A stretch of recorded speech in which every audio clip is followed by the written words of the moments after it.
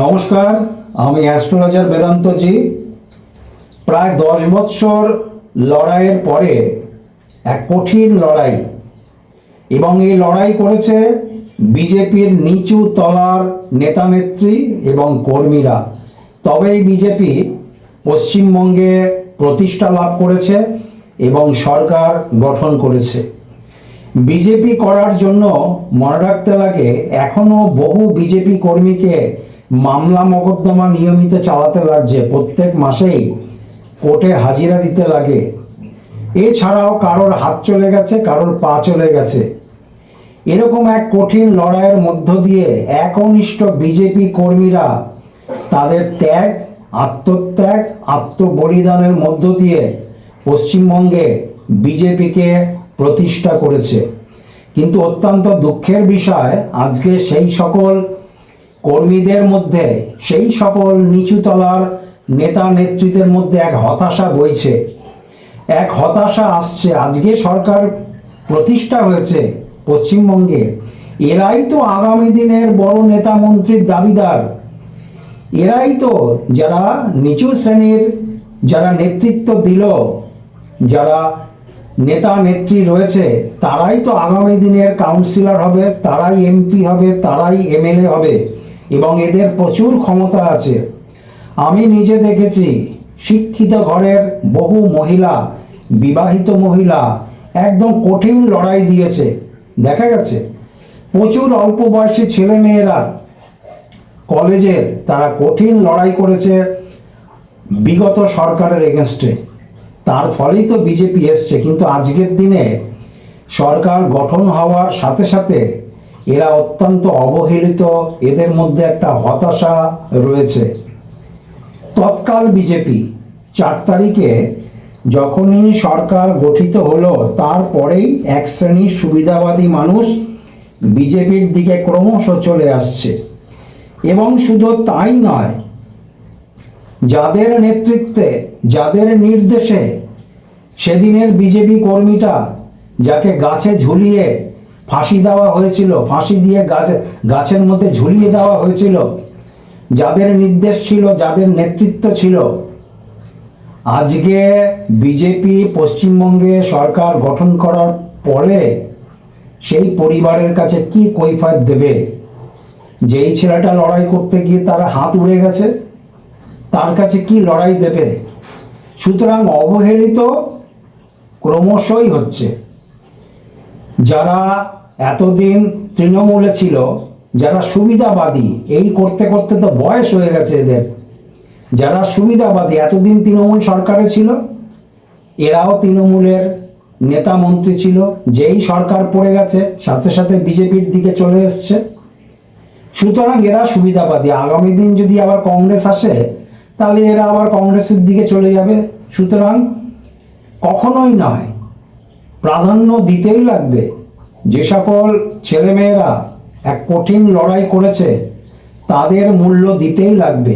আগামী দিনে তারাই হবে কাউন্সিলর, তারাই হবে গ্রাম পঞ্চায়েতের প্রধান, তারাই হবে এমপি এমএলএ, এবং বিজেপিকে আগামী দিনে তারাই রাস্তা দেখাবে। এদের নেতৃত্বই যদি সরকার নেয়, তাহলে অনেকটাই ভালো জায়গাতে আসবে। দেখা গেছে মোদিজির ঝালমুড়ির এক ইতিহাস, এবং আমি আমার ভিডিওতে, অর্থাৎ যে সময় ইলেকশন চলছিল, মোদিজির এই ঝালমুড়ির বিষয়টা নিয়ে আমি একাধিক ভিডিও দিয়েছিলাম, এবং আমি বারবার বলেছিলাম ঝালমুড়ির কিন্তু সুফল আছে। এবং গ্রহগত দিক বিচার করে, মানে ঝালমুড়ির সাথে গ্রহগত দিকের কি মিল আছে, সেইটাকেও আমি ব্যাখ্যা করেছিলাম। কিন্তু দুঃখের বিষয়, আগামী দিনে যে নির্বাচন হবে, সেখানে ঝালমুড়ির সঙ্গে গুড় বাতাসা কি মিলে যাবে? মানুষের প্রশ্ন উঠে আসছে। ঝালমুড়ি আর গুড় বাতাসা এসব কি এক জায়গাতে চলে আসবে নাকি? সুতরাং অবহেলিত যারা হচ্ছে, তাদেরকে অবশ্যই সুযোগ করে দেওয়ার প্রয়োজন রয়েছে। এবং অত্যন্ত শিক্ষিত ঘরের ছেলে মেয়েরা আছে, অত্যন্ত শিক্ষিত ঘরের বউরা আছে বা সাধারণ ঘরেরও আছে যারা কঠিন লড়াই করেছে। সুতরাং এদেরকেই সুযোগ সুবিধা যদি বিজেপি আগামী দিনে দেয়, তাহলে এক দীর্ঘ মেয়াদী সরকার পশ্চিমবঙ্গে মানুষ দেখতে পারবে। মানুষের প্রচুর ক্ষোভ, মানুষের প্রচুর ঘৃণা, ফলে মানুষ বিজেপিকেই ভোট দিয়েছে। তৃণমূলের এই সকল নেতা নেত্রীদের ওপরে যারা এতদিন কঠোর অত্যাচার করেছে, এই বিজেপির সাধারণ কর্মীদের ওপরে এবং মানুষের ওপরে, তাদের প্রতি মানুষের অনেক ক্ষোভ বিক্ষোভ ছিল বলেই বিজেপি 208টা সিট লাভ করতে পেরেছে পশ্চিমবঙ্গে।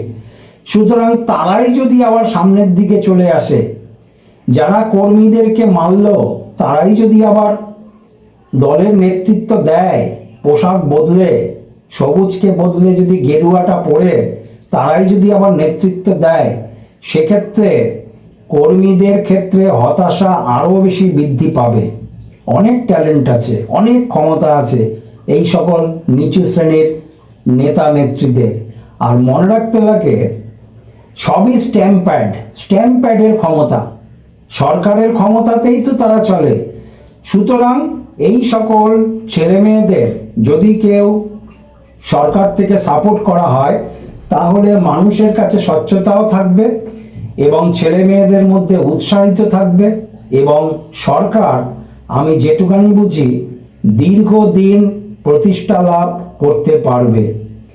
আর যারা এই বিজেপি করার জন্য আত্মবলিদান যাদের কাছে, যারা খুন হয়েছে, এদের পরিবারকে আমার যেটুকু মনে হয় অবিলম্বে একটা লিস্ট করে, যারা শহীদ হয়েছে একটা লিস্ট তৈরি করে এদের পরিবারকে একটা চাকরির সুবন্দোবস্ত যদি সরকার করে, তাহলে সরকারের কাছে মানুষের গ্রহণযোগ্যতা অনেক বেশি পাবে এবং নিচু তালার নেতা কর্মীরা উৎসাহিত হবে। যাদের ঘরের সেই অল্প বয়সী মহিলা দুটো বাচ্চাকে নিয়ে জীবনযাপন করছে, স্বামী বিজেপি করার জন্য খুন হয়েছে, তাদের পরিবারের মধ্যেও একটা আত্মবিশ্বাস আসবে এবং তাদের মধ্যেও একটা উৎসাহিত আসবে। এই সকল জায়গাগুলিকে অবশ্যই দেখতে লাগে। কিন্তু বিজেপির যেরকম এক পরিস্থিতি আজকে 2 মাসের মধ্য দিয়ে, এই তৃণমূলীকরণ, তৃণমূল নেত্রী যখন বিরোধী দলের নেত্রী ছিলেন, যখন বামফ্রন্টের এগেনস্টে লড়াই করছিলেন, তখন একরকম, উনি যখন সরকার গঠন করলো, ঠিক সেই সময় দেখা গেল নিচু তলার নেতা কর্মীরা কিন্তু মূল্য পায়নি, নিচু তলার যারা ছিল তারা মূল্য পায়নি। সুতরাং একই পথ অবলম্বন হয়ে যাচ্ছে বিজেপির ক্ষেত্রে। আজকে তৃণমূলের যেরকম ভরাডুবি, সুতরাং এইগুলি দেখে আমার মনে হয় অবশ্যই শিক্ষা লাভের সময় এসেছে এবং মূল্য দেওয়ার বিষয়ে সরকার নিশ্চয়ই বিচার বিবেচনা করবে। আর আমি একজন জ্যোতিষী হিসাবে আমি আমার ভিডিওতে কোনো পক্ষপাতী না, জ্যোতিষী তো কোনো পক্ষপাতী করতে পারে না। সুতরাং যেটা গণনাতে সত্যতা এসেছিল সেটাই আমি বারবার প্রকাশ করেছি, এটা আপনারা দেখেছেন। কিন্তু এখনও বলবো যে ভিডিওটা করার মূল উদ্দেশ্য এটাই, গ্রহগত দিক থেকে সময়কালটা আমি আমার আগের এক ভিডিওতে আমি প্রকাশ করেছি। গ্রহগত দিক থেকে সময়কালটা খুব একটা ভালো সময়কাল না, বিশেষ করে ডিসেম্বর মাস পর্যন্ত, এখন থেকে 2026-এর ডিসেম্বর মাস পর্যন্ত। সুতরাং এই সকল জিনিসগুলিকে সরকারকে অবশ্যই কাটিয়ে উঠতে লাগে, তা না হলে নিচু তলাতে যে হতাশা দেখা দিচ্ছে, সেই হতাশা অনেক বড় ক্ষোভে পরিণত হতে পারে। সুতরাং যারা দীর্ঘ 10 বৎসর লড়াই করেছে, যারা তৃণমূলের সঙ্গে চোখে চোখ রেখে লড়াই করেছে, সুতরাং তাদের যদি সরকার মূল্য দেয়, আজকে যেরকম হতাশা বারবার উঠে আসছে দেখা যাচ্ছে, সেইগুলি জায়গায় কাটবে এবং নতুন প্রজন্মকে সুযোগ দেওয়া হোক। প্রকৃতপক্ষে নতুন প্রজন্ম যেন সুযোগ পায়, যারা এতদিন নেতা মন্ত্রী এমপি এমএলএ ছিল, তো বয়স হয়ে গেছে, নতুন প্রজন্মকে সুযোগ দিন, নতুন প্রজন্মকে রাস্তা দিন। এরাই তো আগামী দিনের বড় নেতা হবে, এরাই তো দেশকে এগিয়ে নিয়ে যাবে, এরাই তো বড় বড় রাষ্ট্রনায়ক হবে। কেননা সুযোগ কেন পাবে না এরা? যে লড়াইয়ের মধ্য দিয়ে একটু উঠে এসছে, এদের তো গ্রহণযোগ্যতা রয়েছে। যারা এতদিন 15 বছর এক দলের নেতা মন্ত্রী এমপি এমএলএ ছিল, তারা আবারও সুবিধা ভোগ করবে, এটা তো মানে একটা উল্টো ধরনের হয়ে যায়।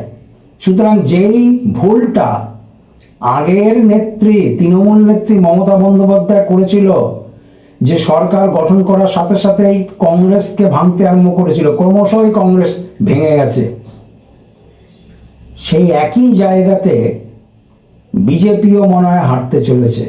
এই জায়গা পরিত্যাগ করার প্রয়োজন রয়েছে আর মূল্য দেওয়ার প্রয়োজন রয়েছে, তাহলে অনেক বেশি সরকার শক্তিশালী হবে। জ্যোতিষী হিসাবে এই কথাগুলি কেন উল্লেখ করলাম?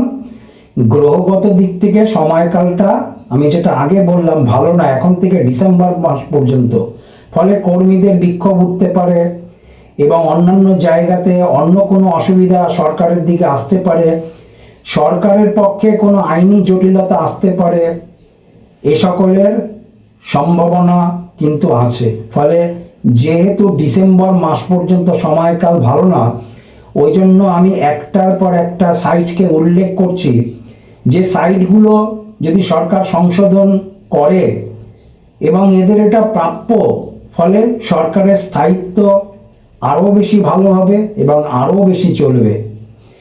মানুষের একটা ক্ষোভ ছিল, মানুষের একটা ঘৃণা ছিল যাদের প্রতি, তাদেরকেই যদি আবার গুরুত্ব দেওয়া হয়, যাদের আদেশ নির্দেশে বিজেপি সাধারণ কর্মীরা প্রহৃত হয়েছে, যারা মামলা দিয়েছে এখনো পর্যন্ত মামলা বহন করতে চলছে, তারাকেই যদি দেখা যায়, তাদেরকেই যদি আবারও দেখা যায়, এর থেকে বড় দুঃখের বিষয় আর হতে পারে না। সুতরাং সময়কাল গ্রহগত দিক থেকে খুব ভালো না, আর সঙ্গে সঙ্গে কোন কোন সাইড থেকে কি কি অসুবিধা উঠে আসতে পারে, আমি সেই সকল বিষয়গুলিকে বিবেচনা করে আমি ভিডিও প্রকাশ করলাম। নমস্কার, ভিডিওটা সবাই শেয়ার করবেন, সবার কাছে যাতে পৌঁছয়। এবং আমি একজন সাধারণ জ্যোতিষী হিসাবে আমি সবসময় চাইব যারা লড়াই করেছে তাদের প্রাধান্য দেওয়া হোক। আগামী দিনে তারাই হবে এমপি এমএলএ এবং তারাই হবে কাউন্সিলর। যারা এতদিন ভোগ করেছে তাদের জন্য এই সুযোগ আবারও না ফিরে আসে, নতুন প্রজন্মকে আপনারা রাস্তা দিন।